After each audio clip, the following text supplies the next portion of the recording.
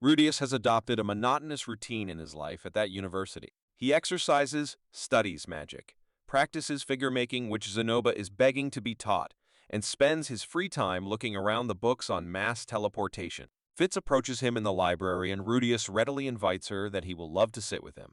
Noticing the book about mass teleportation in the hands of Fitz, the conversation leads to how Fitz is also looking for someone she lost in the mass teleportation and recently came to know is alive. She requests investigating it together, to which Rudeus readily agrees. As he shakes her hand, he gets a weird feeling that he did not expect to get from someone he thinks is a boy. As the two walk back towards the dorms, Rudeus thinks of how he has gotten closer to Fitz, yet does not know much about her. He asks why she wears sunglasses, but she refuses to answer that. Rudeus is a little surprised to know she lives in the girls' dorm, but lets it go knowing she could get permission as a guard to Princess Ariel. Rudeus finds it unusual that she talks to him more casually than others when they only recently met. She waves it off with a bad excuse of being shy. Fitz laughs at the investigative mode of Rudeus as he asks, since when does she know incantation less magic? She shares that she learned magic without incantations from her master who rescued her. Rudeus expresses the desire to meet that person, making Fitz laugh at the irony. Rudeus is baffled, which makes Fitz laugh again. Rudeus does not understand why her smile affects him, as he is pretty sure he doesn't swing that way. Zanoba begs Rudeus to teach him how to sculpt figurines. He finally agrees and shows him how it is done, but all in vain, as even after countless efforts, Zanoba is unable to do that. Not wanting him to lose hope, Rudeus suggests sculpting with hands rather than magic. Well, Zanoba fails again, as it needs more delicacy and attention to detail, and Zanoba is too strong to be able to catch a grip on it. Rudeus narrates it all to Fitz in the library, who is impressed that he makes figurines with magic. Rudeus demonstrates it. Fitz tries but fails and calls it an exceptional talent. Fitz suggests buying a slave to do it for him. Rudeus likes the idea and decides to visit the slave market with him. Fitz fidgets a little before suggesting being free during that time. It takes a moment before Rudeus gets the hint and invites her along. On the day of the trip to the slave market, Zanoba introduces himself rather arrogantly, as if to want to intimidate Fitz. Rudeus pushes his knee from behind, making him fall. He tells Zanoba to be nice, as they are following Fitz's suggestion. Zanoba then introduces himself pretty decently. At the slave market, slaves of different types, sizes, genders, and physiques are tied down to display. Fitz is a bit overwhelmed by the way slaves are presented, so Rudeus tells her she will get used to it. Fitz wonders how he already reached the experience of not being overwhelmed. Zanoba appears mentioning these warrior slaves are of no use to them. Rudeus suggests Zanoba buy a dwarf, as they are known to have dexterity. Fitz suggests buying a child who does not know any magic yet, as it will be easier to learn magic without incantations for them. Besides, a person who starts learning magic by the age of 5 or so builds a wonderful mana capacity. Rudeus finds her reasoning logical, as he has an immense amount of mana because of learning since childhood. They ask the management for a dwarf of their specifications. The manager only has one little dwarf girl, age 6, who doesn't even know any human language. The three decide to meet her. The room is surrounded by cages where slaves are kept in bad condition. The manager drags her out of the last cage, hurting her neck a little. Rudeus proceeds to talk to her in her language, but she refuses to answer. Rudeus notices a very known despair in her eyes, the despair that he had felt. He figures that the girl has no wish other than awaiting her death. Not wanting to force her to be with them, he offers if it is what she wants. After a moment, the girl finally speaks, not wanting to die. This is enough validation for Rudeus to buy her. She eats like a maniac, as she has been abandoned and malnourished for a long time. They ask her name, but it turns out she does not have any, as dwarves are not given a proper name till the age of 7. The two ask for Zanoba's opinion, who suggests Julius, a guy's name. Rudeus nervously points it out, to which Zanoba sullenly shares the emotional story of this being the name of his little brother, the brother he killed because he did not know his strength. Rudeus suggests the name Juliet, to which Zanoba does not object. Upon hearing the name Juliet for herself, the girl smiles, repeating it as Julie. It was decided that Julie would live with Zanoba as her slave and work for him.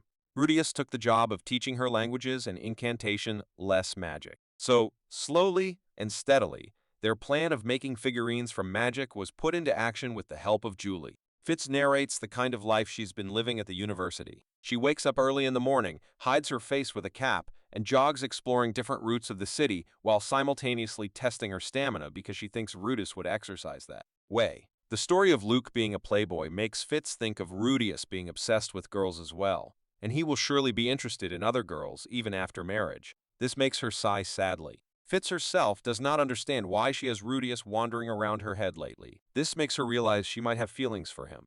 Julie has been working well with Rudeus and Zanoba for a month and started learning incantation-less magic earlier than expected. She showed exceptional smartness in learning the human language as well as other stuff she is supposed to do. Zanoba has formed a good bond with her, not that of a master and a slave, but that of siblings, while Rudeus thinks of her as his disciple. One usual day, Zanoba is rather dramatically playing around with figurines along with Julie when Rudeus suddenly asks about the figurine of Roxy he gave her.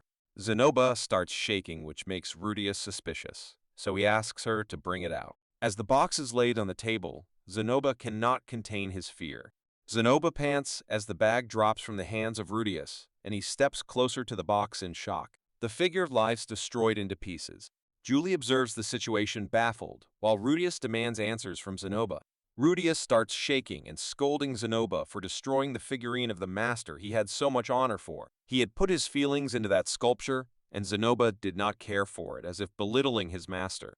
Julie circles in fear, trying to get away from a murderous-looking Rudeus, who trudges towards Zanoba like a zombie with bloodlust.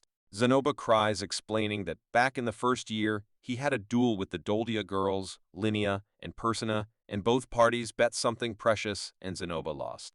As Zanoba wails an apology, a scared Julie pats his head while crying herself. Rudeus is not mad at Zanoba anymore, but is furious at the girls for ruining his efforts. He decides to avenge them for destroying Roxy. As the school day ends, Enya and Sinia find Rudeus and Zanoba glaring at them. They call out to Zanoba for showing their attitude and threaten to destroy his other doll as well. Rudeus counters at them for being embarrassing enough to gang up on others. The two cats belittle the guys as if they're doing a lot, but Rudeus only calls them out for meowing in between their talks and not being able to talk normally.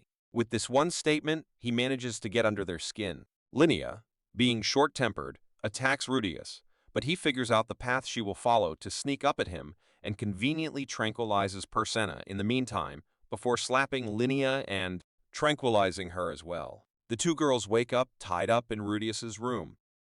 He asks if they know their crime, but they are unaware of causing any harm to Rudeus. Rudeus mocks them for thinking that and brings out the box of Roxy Figurine remains. Persona questions what the ugly statue represented. Rudeus proudly calls it the figurine of her goddess who taught him about the world. He then reveals the white undergarment he carries around intimidatingly, announcing that they smash into pieces the depiction of his goddess.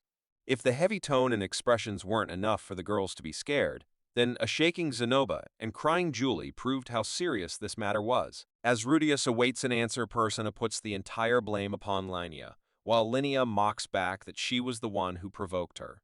Rudeus shuts them up, as they both are equally to blame.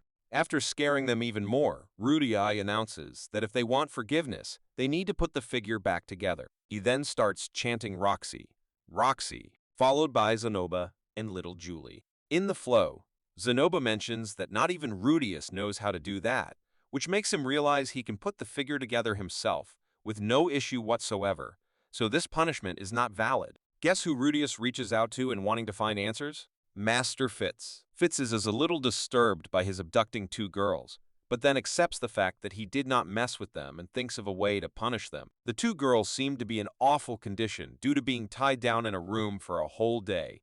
They show their consent in doing anything he asks them to do, but he should let them go after that. Fitz mentions they don't sound remorseful, making them glare at her, telling her to stay out. Rudeus is offended at that and scolds them into sitting back. He then allows Fitz to do what she wanted. Fitz paints their faces into a hideous look and shares she can make it permanent. They threaten Fitz for meddling in this, but she simply tells them to listen to Rudeus, or wander with these tattoos on their faces for their whole life. She tells them to spend a day with that look and later get it removed by her. Before leaving, Linnea asks how he figured out her movements. Rudeus mentions it is the fruit of the training of his master Ghislaine. Ghislaine is also from the Doldia tribe, and it's just then that Rudeus realizes Ghislaine is the aunt of Linnea. After they leave, Fitz shares she lied about the painting's magic, and then proceeds to want to look at the box, which Rudeus mentions carries a sacred object. Not wanting to shock Fitz, he does not let her look at it. After she explores his room, she lies down on his bed.